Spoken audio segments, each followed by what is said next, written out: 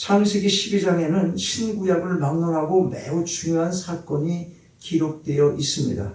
하나님께서 아브라함을 선택하십니다. 갈대아 우르에서 아브라함이라는 한 사람을 선택하시고 너는 내 고향과 친척을 떠나라 하고 그렇게 명령을 하시면서 그에게 약속을 주십니다. 너는 복의 근원이 되리라. 여러분, 주변에 굶는 사람이 많은데 못 사는 사람이 너무나 많은데 집에 들어가는 입구에 그냥 거지 같은 사람들이 늘 앉아서 쓰레기 온 천지에 깔아놓고 난리를 피고 그러고 사는데 내가 아무리 복 받으면 무엇합니까? 내 문간에 하루 종일 거지가 찾아와서 앉아있으면 내가 아무리 좋은 집에 살면 무엇합니까? 내 주변 사람들이 이렇게 불쌍한데 불행한데 어떻게 내가 복되다고 할 수 있겠습니까?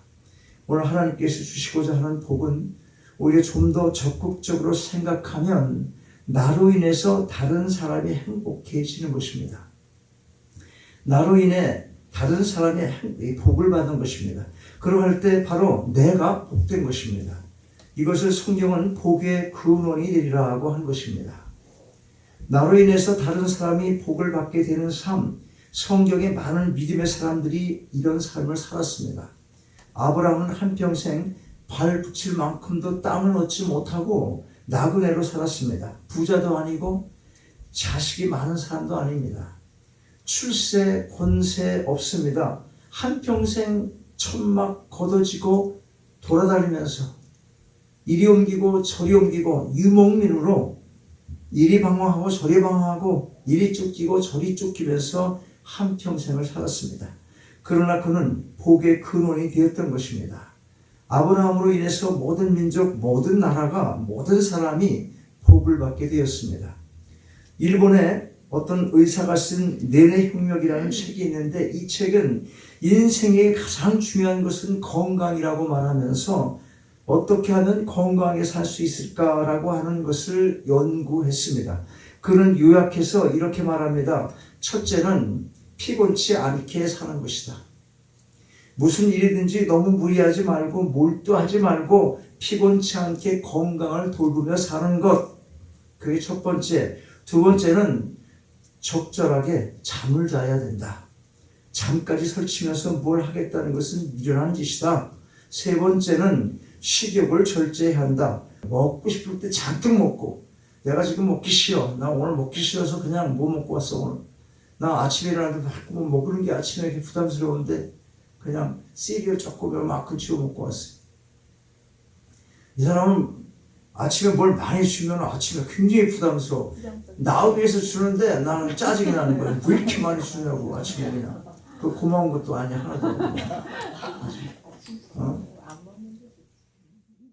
자, 세 번째 뭐라고 그랬어요? 식욕을 절제한다. 절제해야 한다. 먹고 싶다고 많이 먹고 먹고 싶지 않다고 안 먹고 이래가지고는 건강할 수 없으니까 식욕을 절제할 줄 아는 것이 중요하다. 그것입니다. 균형을 잡으려는 거예요. 먹고 싶지 않은 마음도 절제하라는 거지. 그래서 균형 있게 음식을 먹어라. 그 말입니다. 그 다음에는 화를 내지 말고 마음을 다스려야 되겠고 또 계속적으로 두뇌 활동을 해야 된다고 했습니다. 그런데 이걸 다 말하고 나서 다시 이분이 깊게 생각을 합니다. 근데 가만히 생각해 보니까 한 가지가 빠진 거예요. 가장 중요한 한 가지. 마음의 평안입니다. 마음의 평안. 그게 55%를 차지하는 거예요. 그렇다면 마음을 다스리고 마음이 평안해야 되는데 어떻게 해야 됩니까? 어떻게 마음을 평안하게 할 수 있어요? 또다시 연구를 깊이 합니다. 그러면서 제2권에서 가서 이렇게 말하는 거예요. 정말 마음이 평안해지려면 어떻게 해야 되겠나? 여러 가지의 말 중에 그는 그 중심적인 그런 안에서 이렇게 말을 하는 거예요. 무조건적인 봉사, 그게 최고의 방법이다. 봉사하라는 거예요. 봉사 누구 위해서 합니까? 1차적으로 봉사는 남을 위해서 하는 거예요. 남을 위해서. 남을 위한 봉사. 그것만큼 엔돌핀이 솟아나는 게 없다는 거예요. 내가 봉사해서 나로 인한 수고로 인해서 거기에 사랑이 더하면 얼마나 좋겠습니까? 거기에 믿음이 근본이 되고 사랑으로 역사하는, 믿음으로 역사하는 그런 삶의 봉사가 나타날 때 그래서 그 봉사와 도움을 받고 그 사람들이 기뻐하는 삶, 새로워지고 다시 삶을 추스리고 일어나서 건강하게 살아가는 모습을 볼 때, 그때 내가 기뻐할 수 있는 이 기쁨이 이루 말할 수 없이 크다는 것입니다. 그냥 모두가 다 내 주의로 생각할 것이 아니라 먹고 싶은 거 좀 참고 남도 좀 더 주고, 내가 썩은 거 좀 먹고 남은 거 좋은 거 좀 주고, 교회도 오다가 지저분한 거 치우고, 이런 것들이 다 남을 위한 봉사인 거예요. 이건 정말 몸에 배야 돼요. 그리스도의 삶이 그래야 된다는 거예요. 나 먼저가 아니라 남을 먼저 생각하는 것. 그래서 내가 아까 못 먹었던, 그래서 좀 배가 고팠는데 내가 주워서 먹고 배불러 다시 일어나는 그 사람 보면, 즐거워하는 거 보면 그거 다 만회한다는 거예요. 그 말이 쉽지 쉬운 건 아니지. 그러니까 뭐 하라는 거예요? 노력하라는 거예요. 하라는 겁니다. 우리에겐 지정의가 있잖아. 생각하고 감정 있고, 그 다음에 어떻게 결단하지? 뭘로? 의지로 내가 하고자 하는 마음을 먹고, 남이 그렇게 평안한 모습으로 돌아갈 때 내가 얻는 평안은 이루 말할 수 있구나. 거기서 행복을 느낀다. 그것입니다. 이거 아셔야 됩니다. 베풀지 않고는 절대로 평안하지 못한다는 것입니다. 평안해야 여러분이 가진 건강도 지킬 수가 있고 모든 것을 지킬 수 있게 되는 것입니다. 그런데 요새 우리는 너무 좋지 않은 이야기를 많이 듣습니다. 한국이나 여기나 뭐 정치한다는 사람들, 경제 책임진다는 사람들 서로 물고 찢고 난리를 칩니다. 정신없습니다. 기독교계도 예외가 아닙니다. 시기, 질투, 모략, 중상, 치열한 전쟁터와도 같습니다. 이런 곳에 하나님의 복이 임하겠습니까? 그렇다면 하나님의 뜻은 어디에 있습니까? 하나님께서는 이렇게 답답하고 괴로운 세상을 다 보시면서도 가만히 계신 것 같습니다. 우리 생각 같으면 천지개벽을 해서라도 당장 화끈하게 문제를 처리해야 할 것 같지만 하나님은 그런 방법을 사용하지 않으시는 것입니다. 어떤 방법으로 역사를 이루어 가십니까? 한 사람을 선택하시고 한 가정을 선택하시고 한 민족을 선택하셔서 그를 통해서 서서히 하나님의 구원의 역사를 이루어 가시는 것입니다. 이것이 창세기 12장에 나타난 선택의 도리입니다. 하나님은 만백성을 구원하려고 하시면서 한 사람을 먼저 선택하십니다. 그 다음에는 선택받은 자로 하나님의 사람으로 하나님과 동행하며 살아가기를 원하시고 하나님의 사람으로서의 증인으로 살기를 원하시는 것입니다. 그를 통해서 하나님은 많은 사람을 구원하시기를 원하십니다. 이것이 바로 인격적 구원인 것입니다. 물리적이고 기회론적이고 운명적이고 무슨 천지개벽을 하는 그런 방법이 아니라 정말 인격적으로 한 사람 한 사람을 감화하고 중생케 하고 가르치고 바로잡고 그리고 그 역사가 파급되어서 위대한 역사를 이루어 가시는 것입니다. 이것이 인격적인 하나님께서 우리를 구원하시는 방법입니다. 보십시오. 노아 홍수 때 많은 사람들이 범죄했어요. 도저히 그냥 볼 수가 없어서 홍수로 멸하실 때 그냥 당장 때려 부수질 않으시고 노아라고 하는 한 사람을 불렀습니다. 그냥 확 바꿔서 새롭게 뭘 만들고 그러시지 않고 그 노아 한 사람을 부르신 것입니다. 방주를 만들라.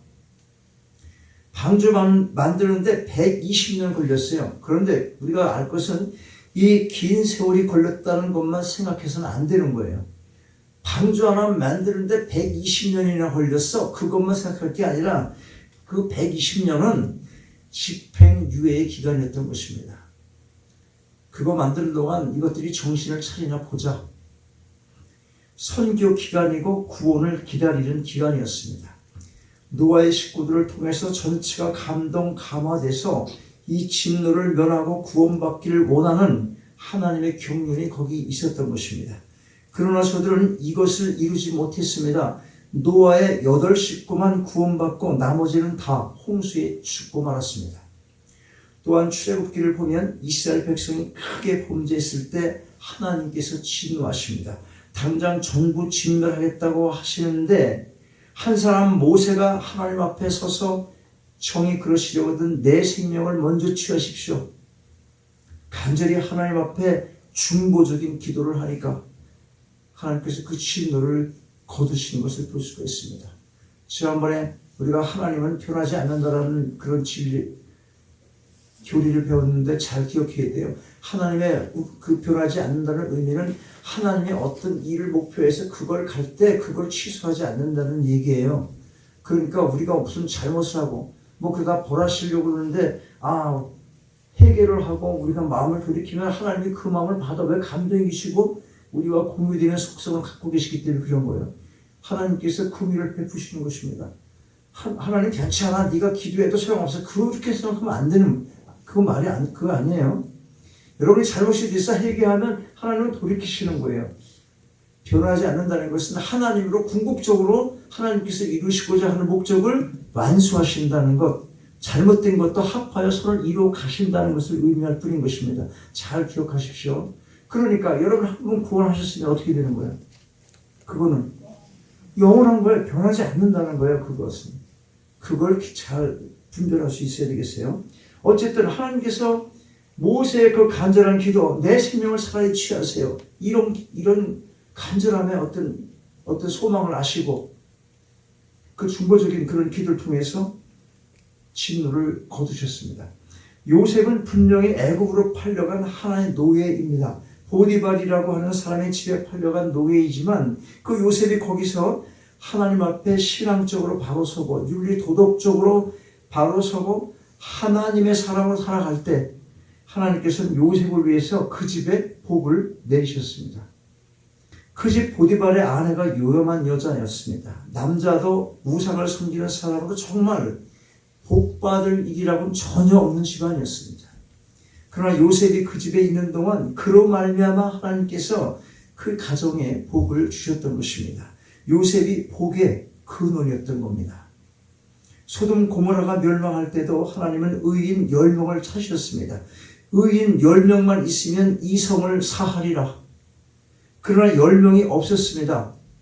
예레미야 5장 1절에 이런 말씀이 있어요. 너는 이 거리를 왕래하며 하나님을 찾는 사람 하나를 만나라. 한 사람만 있어도 이 성을 사하리라. 바로 이런 사람들이 복의 근원입니다. 망하는 세상이지만 이와 같은 사람이 꼭 필요합니다. 이 사람만 있으면 망하지 않습니다. 다시 신약으로 돌아와서 보면 로마로 가는 배 한 척이 있습니다. 276명이 타고 가는데 그들의 행동으로 보아서는 이 배는 파손될 수밖에 없습니다. 선장도 백부장도 선주도 다 못된 사람들이었어요. 그러나 그 가운데는 누가 있었습니까? 거기에 바울이 있었습니다. 바울이 재판받으러 로마로 가는 거예요. 유라굴라 광풍 만나는 거 기억하잖아. 그 얘기하는 겁니다, 지금. 이 바울 한 사람 때문에 하나님께서는 그 배를 무사하게 하셨습니다. 저들의 생명을 네 손에 붙였느니라. 너 때문에 그 사람들을 살려준다. 그런 의미입니다. 복의 근원이 되는 또 한 사람 바울. 이 사람이었어요. 바울. 여러분 우리가 이것을 시각적인 면에서도 생각할 필요가 있습니다. 노아 홍수 이전에 에녹이라는 사람을 먼저 데려갔습니다. 에녹을 데려간 다음에 내리치셨습니다. 에녹이 있는 세상을 하나님이 심판하지 않으셨어요. 그것이 하나님의 역사였습니다. 한 사람을 보시고 하나님의 진노를 멈추시고 때로는 거두시기도 하는 것입니다. 왜 그렇게 하십니까? 이 한 사람을 통해서 파급적인 효과가 이루어지기를 기대하고 있기 때문에 그런 것입니다. 그것을 기대하시는 겁니다. 그리고 하나님의 그 사람을 통해서 하나님의 사람을 통해서 사람들에게 복을 주시는 겁니다. 하나님의 백성이 괴로워하고 슬퍼하는 것을 하나님이 원치 않으십니다. 하나님이 아버지에게 복을 주실 때 하나님의 아버지, 어떤 아이의 아버지에게 복을 줄 때 그 자식이 망하는 것을 보도록 하지 않으시는 겁니다. 한 어머니에게 복을 주실 때도 그 자식이 잘못되는 것을 그 어머니가 보도록 내버려 두지 않으시는 겁니다. 그러므로 이 땅에 살면서 부모는 아직 살아있는데 자식이 무슨 병을 알아서 먼저 죽으면 부모가 복을 못 받은 거예요. 하나님의 사람으로서 뭔가 부족한 겁니다. 물론 하나님의 섭리가 거기 있어. 그러나 얼마나 슬픈 거예요. 자식 잘못되는 거 그걸 포기하지 않으시는 분, 그런 복을 여러분도 받으셔야 하는 것입니다. 이걸 알아야 돼요. 하나님은 당신의 백성들이 행복하게 살기를 원하십니다. 그 행복 중에는 이웃 사람들도 다 평안하기를 바라는 마음이 있습니다. 다른 사람은 다 죽어가고 고생하고 너 하나만 살리라. 하나님은 그런 하나님은 아니시라는 말씀입니다. 리비아 홍수 보니까 너무 비참하다. 리비아 홍수 어떻게 도대체 저런 일이 있을 수 있어? 수차례 예고되었던 건데도 보고 뭐 2만 명 가까이 된다고 그러는 것 같은데 그냥 그 도시가 그냥 뭐 없어진 거예요. 도시가. 그래서 그거 생각하고 내가 폼페이를 다시 봤어. 또 오늘 성경을 보면 라반이라고 하는 사람이 있는데 이 사람은 거짓말도 잘하고 욕심도 많고 또 우상 섬기는 사람이에요. 그러나 이 집에 조카 되는 야곱이 있습니다. 야곱이 와서 머슴살이를 하고 있어요. 이 머슴 하나, 이 하나를 보고 하나님께서 이 집에 복을 주셨는데 라반도 눈치가 빨라서 그건 알고 있습니다. 나는 복받을 사람이 못 되지만 너 때문에 야곱, 너 때문에 하나님께서 우리 집에 복을 주신다는 것을 내가 깨달으노라. 그렇게 이야기하잖아요. 야곱이 야비하고 이상한 사람이었지만 정신을 차렸잖아. 이건 징벌을 받아서 멀리 간 거 아니야. 근데 그때서 정신을 차린 거야 이제. 하나님이 너 이제 있을 만큼 그만큼 대가를 치렀구나.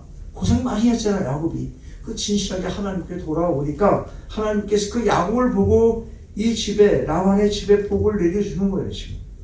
이 깨달음은 아주 귀한 것입니다. 라반이 그걸 알았잖아. 내가 너 때문에 복을 받는구나. 너 때문에 하나님께서 내 집에 복을 주신 것을 아노라. 그러므로 가지 말고 여기 더 머물러 있거라.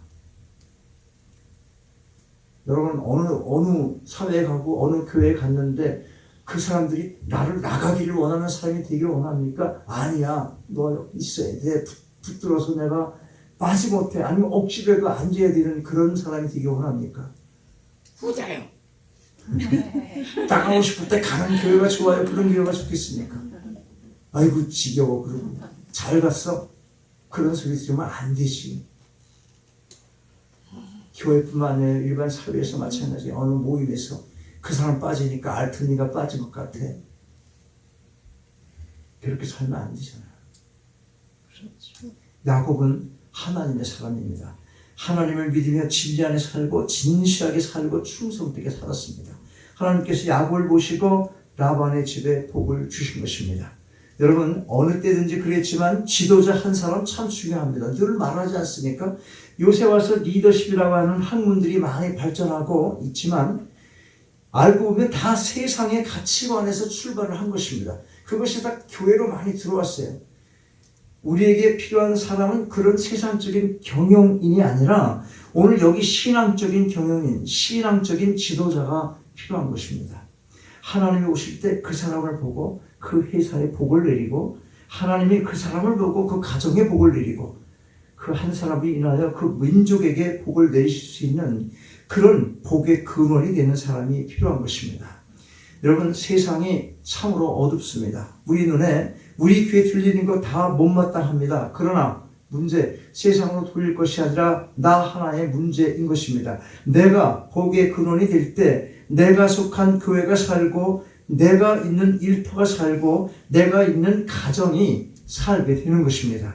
주어진 환경만을 원망하고 탓하고 있을 것이 아니라 우리 모두가 기도의 사람, 믿음의 사람이 되시기 바랍니다. 그래야 모든 이에게 복을 나누어주는 복의 통로로서 한평생을 살아가게 되시기를 주님의 이름으로 축원합니다. 아버지 하나님, 나로 인하여 이웃이 복되게 하는 삶이 진정한 복된 자의 삶인 것을 다시금 깨닫습니다. 환경이 문제가 아니고 가진 것이 없음이 문제가 아닌 마음의 문제임도 배웠사오니 먼저 우리 마음에 평안을 주시고 넉넉한 마음을 주셔서 나 자신만이 아닌 이웃을 돌아볼 믿음의 지형을 넓혀 복된 통로된 삶을 한평생 살아가게 하옵소서. 주 예수 그리스도 이름으로 기도하옵나이다. 아멘. 일어나셔서 찬양하시겠습니다.